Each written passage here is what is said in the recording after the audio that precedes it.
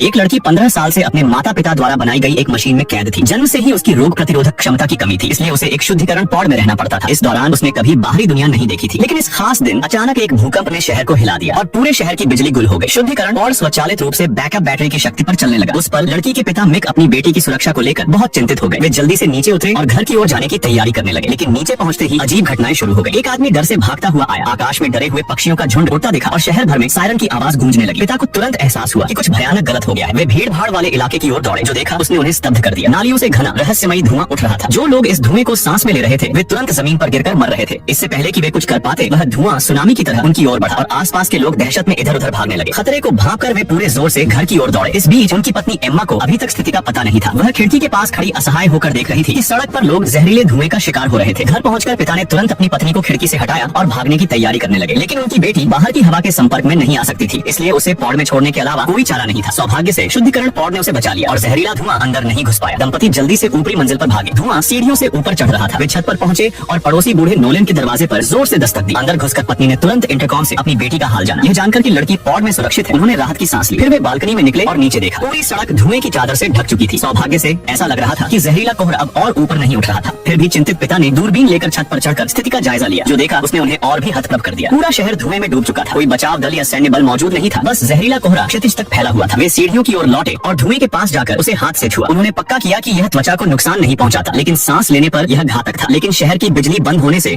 Pod की backup battery अब केवल कुछ घंटों तक चल सकती थी। बेटी को बचाने के लिए उन्हें सांस रोककर 7वीं मंजिल से दूसरी मंजिल तक जाकर बैटरी बदलनी थी और फिर वापस आना था, जो 5 मिनट से ज्यादा समय लेगा और लगभग असंभव था। अचानक उन्हें याद आया कि 6ठी मंजिल पर एक बूढ़े व्यक्ति के पास एक ऑक्सीजन मास्क है। अपनी बेटी को बचाने के लिए पिता ने सारा जोखिम उठाकर 6ठी मंजिल पर मास्क की तलाश में जाने का फैसला किया।